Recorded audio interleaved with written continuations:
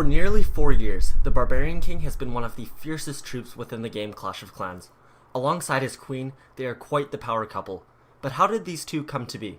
Today, I'm going to tell you the story of how the Barbarian became the Barbarian King. Let's start way back at the beginning, back in 2013. On January the 10th, 2013, it was just a regular day in the Clash village, where troops were going about their daily lives. Barbarians and hogs were having arm wrestles, archers having shooting contests, giants boxing, goblins stealing, and builders building. It was another average day in the village. Until two barbarians came across an abandoned balloon and decided to take it for a trip. The two barbarians got into the balloon and set off. They went whichever way the wind would blow them. After sailing for almost an hour, they both got very thirsty and realized that there was only one small container of water. One of the barbarians, whose name was Barbear, decided to be selfish and drink almost 3/4 of the water, and only giving his friend Ian 1/4. Ian wasn't too happy about this, but didn't faze him too much since he didn't want to start a fight with him, mainly because Barbear was bigger than Ian and would most likely kick his butt if they ever fought. Anyways, shortly after, they came across a new island. This island is not to be confused with other islands that have recently been discovered. There was no master builder or battle machine on this one, and when they sat down, they took a quick look around and found that the place was empty, and they were the only ones there. Then after a bit more exploring, at the center of the island, they found something brand new that they had never seen before. They found a small waterfall and a small lake filled with a black liquid.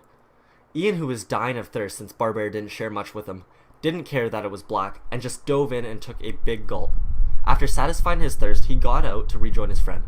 Barbear also tried a small sip of the black liquid, but not too much since he was still a bit full from the water that he drank earlier. Ian thought it would be a good idea to refill their small container with some of the mysterious black liquid, just in case they got thirsty again. They didn't have too much time to examine the black liquid or any more of the island, because as Ian was getting out of the small lake, some storm clouds began to form above them. So they rushed back to their balloon and set flight back home.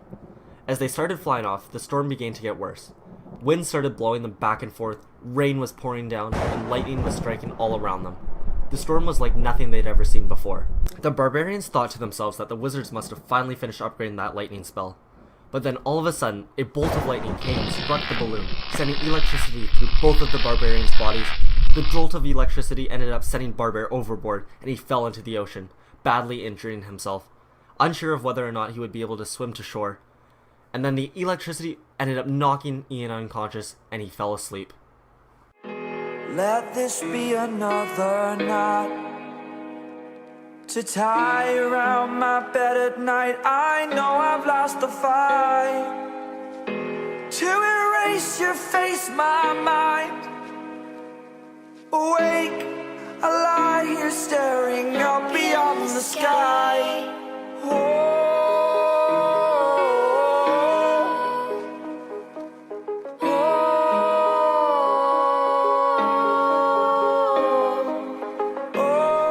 When Ian woke back up, he realized that the balloon had carried him all the way back home. He had to go tell everyone what happened. He grabbed his sword and the container of black liquid and ran off towards the town hall. As he ran through the village, he got weird looks from everyone, but he ignored them. When he made it to the town hall, he began telling his story, but got cut off halfway through when the wizard asked him, "Who exactly are you?" Ian, who was extremely confused, told them, "It's me, Ian." Then he caught a glimpse of himself in a mirror. He looked nothing like he used to. He stood almost 3 feet taller and was as big as a giant. Not to mention, he outgrew his clothes and was standing in the middle of the town hall butt naked. After covering himself up, he told everyone what happened and showed them the black liquid. The wizard suggested that the lightning had a reaction with the black liquid and made him bigger and stronger, and that he should use his newfound powers to help the village within the next battle. The next day, they went into battle. It was an all-out attack using tons of each troop.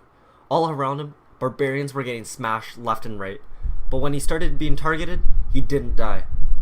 He was able to soak way more damage than any other barbarian. Then when the battle had ended, when all the troops turned back into Elixir, he just stood there, waiting for himself to turn into Elixir too. But he never did. So he decided to head back to the village. The wizard was shocked to see him again and figured that along with super strength and health, he was also immortal now. So as the days went on, he would go and fight more battles, and come back each and every time. He had won their village many battles, and to thank him for his contribution, they built him an altar. where he could regain his strength by sleeping there. Then one day, a builder discovered a black liquid supply underneath the village, and built a drill to help dig it all up. It was the same black liquid as the one Ian had drank before, and they decided to finally name this liquid. They decided to call it Dark Elixir. To thank Ian some more, they gave him some Dark Elixir, and Ian drank it all and then fell into a really deep slumber. He did not wake up for nearly a day, and when he finally did wake up, everyone noticed that he grew a little bit, and he felt a little bit stronger. The villagers thought that if they kept feeding him this, then he could keep growing and become unstoppable.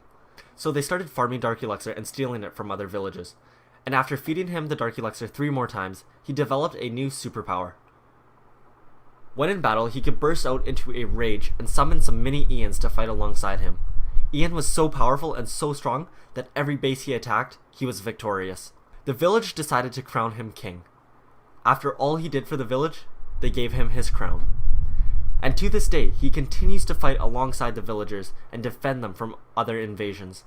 He was the village's only savior, and their only hero. At least he was, until she came along. But that's a story for another time. Thank you all so much for watching my story on the Barbarian King. Make sure you smash that like button to save Barbear, so that we can find out what happens to him, and also comment down below what story you would like to have told next. Anyways, have a great day, and I will see you guys in the next video. Peace.